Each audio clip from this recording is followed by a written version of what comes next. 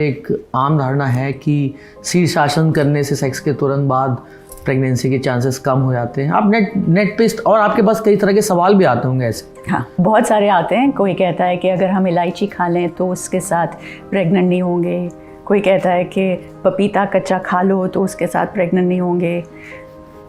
ये कहाँ से आते हैं ये कहानियाँ बन जाती हैं ना कहानियाँ बन जाती हैं। आप देखिए कहाँ कहाँ से कहानी। अब जैसे फॉर इंस्टेंस कई लोग लिखते हैं कि हमें कई लेडीज़ लिखती हैं कि ब्लो जॉब करना पसंद नहीं है, ओरल सेक्स करना पसंद नहीं है क्योंकि हमें टेस्ट नहीं पसंद। कई सारे आगे से लोग लिखेंगे अरे पाइनएप्पल खा लो ठीक हो जाता है। अब उनके ख्याल में है कि अच्छा आपने पाइनएप्पल खाया और फिर अपने ओरल सेक्स किया तो सब ठीक है। ऐसा नहीं होता, ये अपसाइड डाउन है।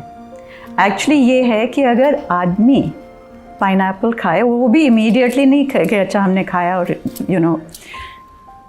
कोई 3, 4, 5 दिन के लिए खूब सारा पाइनएप्पल जूस पियो या पाइनएप्पल खाओ। विटामिन सी नहीं, उसका जो जूस है वो आपके बॉडीली फ्लूइड्स का टेस्ट बदलता है। सो उसके साथ कहते हैं कि सीमन थोड़ा सा उसका टेस्ट बदल जाएगा। So it makes it a little bit easier. It's there. I mean, people try it. People say कि काम करता है. Some people say कि बिल्कुल नहीं इसका फ़र्क पड़ता है. कोई लोग कहते हैं सेलरी खाओ तो उससे lubrication ज़्यादा होती है. सेलरी खाने से lubrication को फ़र्क नहीं पड़ता unfortunately. पाइनएप्पल खाने से आदमी के सीमन में थोड़ी सी उसके सीमन के टेस्ट में थोड़ा सा फ़र्क पड़ जाता है.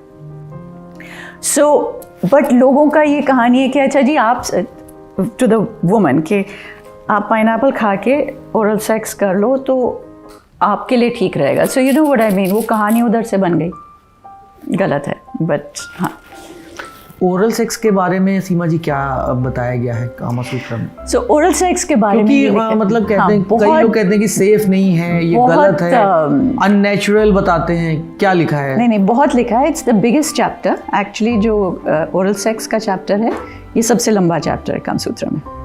ओके, एंड इसमें बहुत कन्फ्यूजन है क्योंकि कभी वात्स्यायन कहते हैं कि हाँ बहुत अच्छी बात है, बहुत प्लेजरेबल है, लेकिन अच्छी बात नहीं है, लेकिन हाँ अच्छी बात है, नहीं पर मत कीजिए।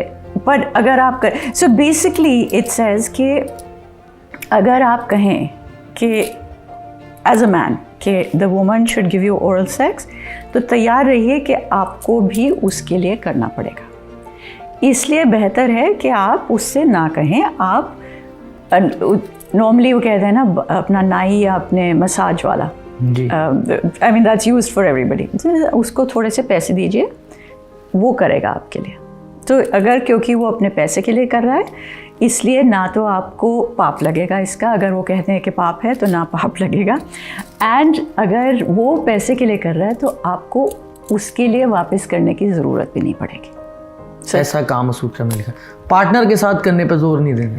पार्टनर के साथ करने पे जोर नहीं दिया, पर मेंशन ज़रूर किया और उसके इंस्ट्रक्शंस दिए हैं। और फिर 8 ये भी कहा है कि अगर आप कर रहे हैं ओरल सेक्स तो पहले ये भी उन्होंने ऑब्जेक्शन दी है कि अगर आप औरत आप पे ओरल सेक्स करे फिर आप उसको किस नहीं कर सकते क्योंकि उसका मुंह क्लीन नहीं है। फिर लिखा है कि एक्चुअली सेक्स के टाइम पर औरत का मुंह बिल्कुल क्लीन होता है। तो ये सब कुछ उधर सेल्फ नेगेटिंग, सेल्फ कॉन्ट्रडिक्टिंग चीज़ें काफ़ी सारी लिखी हुई हैं। देन इट सेज कि अगर आप कर ही रहे हैं ओरल सेक्स तो ढंग से करना सीखिए, क्योंकि most people do it in exactly the same way. और अगर आप एग्जैक्टली द सेम वे में करेंगे तो वही नर्व्स हमेशा फिर स्टिमुलेट होंगी। अगर वही नर्व्स स्टिमुलेट होंगी तो फिर इम्बैलेंस हो जाएगा नर्व्स में, क्योंकि और नर्व्स को स्टिमुलेशन नहीं मिलेगी, तो ये अनहेल्थी रहेगा। तो इसलिए उन्होंने 8 डिफरेंट टाइप्स ऑफ किसेस बताई हैं जो औरत पर करनी चाहिए और जो आदमी पर करनी चाहिए, कि किस तरह से ये ताकि ये सब बैलेंस में रहे। आई एक्चुअली थिंक कि 8 डिफरेंट केसेस इसलिए दिए हैं क्या ताकि इट कीप्स अ वैरायटी, क्योंकि one of the biggest problems sex करते समय लोगों की मोनोटनी जो बैठ जाती है ना किसी चीज़ में, दैट किल्स प्लेजर। मोनोटनी से बचाने के लिए आई थिंक ये इतने सारे तरीके तरीके बताएं।